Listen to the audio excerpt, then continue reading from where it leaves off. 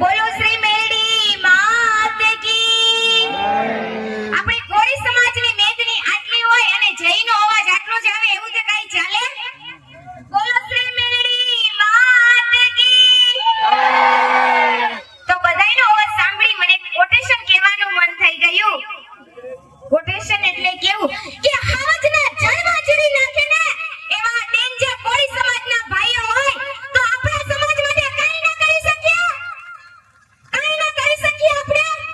મને એક અવાજ તો આપો કે આપણે આપણા સમાજને એકત્ર તો કરી જ શકીએ, કંઈ ન કરી શકીએ આપણે. બબિયાના સમૂહ લગ્નની અંદર ઉપસ્થિત થયેલા પહેલા તો જુદા જુદા ક્ષેત્રમાંથી આવેલા, હું કોઈનું નામ નહીં લઉં, મહાન વ્યક્તિઓ, મહાન અગ્રણીઓ જે આપણા સમાજને આપણે બધાને એકત્ર કરવામાં લાગેલા છે એવા મહાન વ્યક્તિઓ બધાનું હાર્દિક સ્વાગત કરું છું, અભિવાદન કરું છું અને મારી સ્પીચની શરૂઆત કરું છું. કે તમારા હાથમાં હશે ને કદાચ કોઈ છીનવી લેશે, પણ તમારા નસીબમાં હશે ને એ તો સામે આવીને માં મેલડી આપવા આવશે. અને આપણા બધાનું મળવાનું ઉપરથી લખેલું હશે ને એટલે જ આપણે બધા અહીંયા મળેલા છીએ.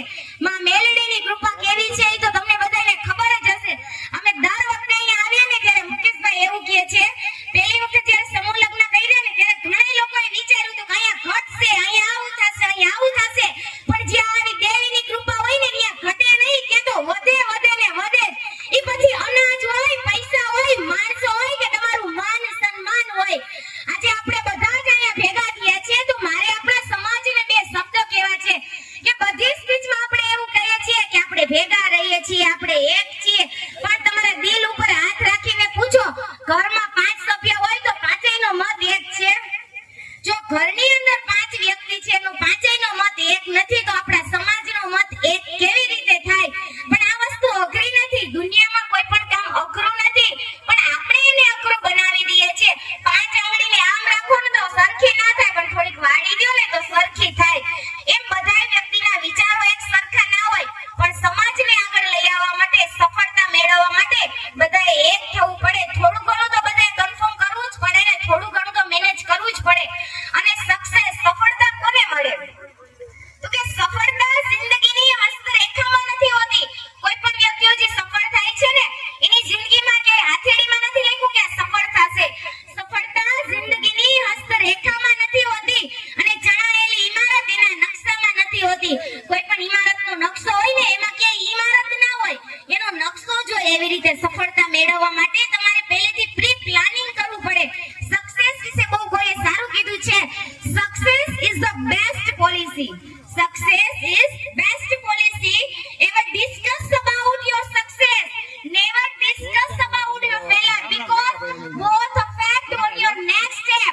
Move on, believe yourself, love your life and winning the race of life.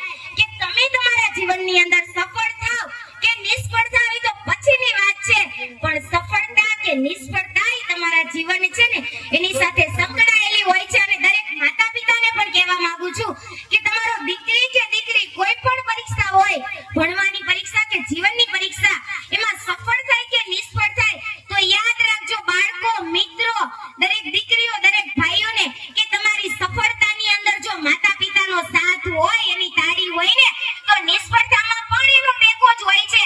ક્યારે નિષ્ફળતાની અંદર હિંમત નહીં હારવાની. અને બીજું કે જેને તમને જન્મ આપ્યો છે, જેને લીધે તમે આજે દુનિયાની અંદર હરી ફરી શકો છો, એક નામ મળ્યું છે, તમારા શરીરમાં જેનું લોહી વહે છે ને એવા માતા પિતાનું ઋણ ક્યારે ભૂલશો નહીં.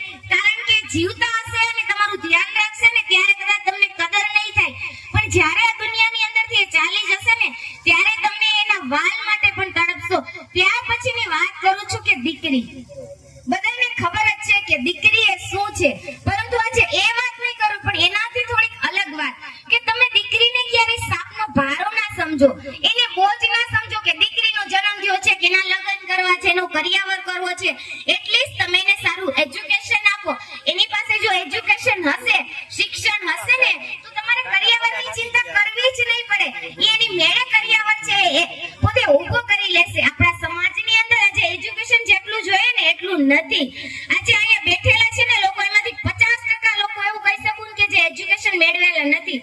એનું કારણ એવું નથી કે આપણે કઈ પૈસાવાળા નથી કે ગરીબ છે, એવું નથી, પણ લોકોને એની અંદર ઇન્ટરેસ્ટ નથી, એની અંદર રસ નથી. નથી. જેવી રીતે તમને મોબાઈલની અંદર રસ છે, બીજા કામમાં રસ છે, એવી રીતે તમે શિક્ષણની અંદર રસ જાળવશો ને તો તમે શિક્ષણમાં પણ આગળ વધશો ને ધીરે ધીરે થતા એક આપણો સમાજ એવું ક્રિએટ થશે કે જે વેલ એજ્યુકેટેડ સમાજ તરીકે કોળી સમાજ છે એ વેલ એજ્યુકેટેડ સમાજ તરીકે જાણીતો થશે. અને આપણો સમાજ કેવો છે? ખાલી આપણો સમાજ નહીં, આપણો વેલનાથ સમાજ છે. આ વેલનાથ સમાજ કેવો છે? તો કે વેલનાથ વાળા છીએ વાલા. માનની અંદર માથું અપાવી દઈએ ને તો અપમાનની અંદર માથું કપાવી પણ લઈએ. આપણી તાકાત એવડી છે, આપણો સમાજ આટલો વિશાળ છે. શું ખરેખર આ વિશાળ સમાજ આગળના ભવિષ્યમાં રહેશે? તો જો આવું ને આવું રહ્યું તો નહીં રહે, કારણ કે ઘણા બધા પાસા છે, વ્યસન છે, શિક્ષણ છે. તો આ બધાને લીધે આ નહીં રહે, પણ થોડું ઘણું જો એને સમજ આવશે, એમાં કોમ્પ્રોમાઇઝ કરવામાં આવશે તો આપણો સમાજ આગળ આવશે. દરેક દીકરી છે કે દરેક વહુ હોય ને એ લક્ષ્મીનું સ્વરૂપ છે. તમારી ઘરે લક્ષ્મી બનીને આવે છે અને તમને બધાને ખબર જ છે લક્ષ્મી છે ને એને સાચવો ને તો જ ઈ રહે, એને મન ભાવે ઉડાડો ને તો એ ઘરની અંદર ના રહે. એમ દીકરી હોય કે વહુ હોય, જે તમારી ઘરે લક્ષ્મી સ્વરૂપે આવી છે એને તમે સાચવજો ને આ તકે જાજુ કઈ ના કહેતા. મને કહું તો બહુ સારું એવું કોટેશન છે કે શબ્દ એક શોધું ને સંહિતા નીકળે, શબ્દ એક શોધું ને સંહિતા નીકળે, ખોદું કુવો ને સરિતા નીકળે. અલગ તાસીર છે આ ભારત ધરાની, જ્યાં મહાભારત વાવો ને ગીતા નીકળે ને ઝબકે છે હજી પણ લક્ષ્મણ રેખાઓ, કે જ્યાંથી આજે પણ રાવણ જેવો રાવણ આવે ને તો બીતા નીકળે છે. જય માતાજી, જય વેલનાથ.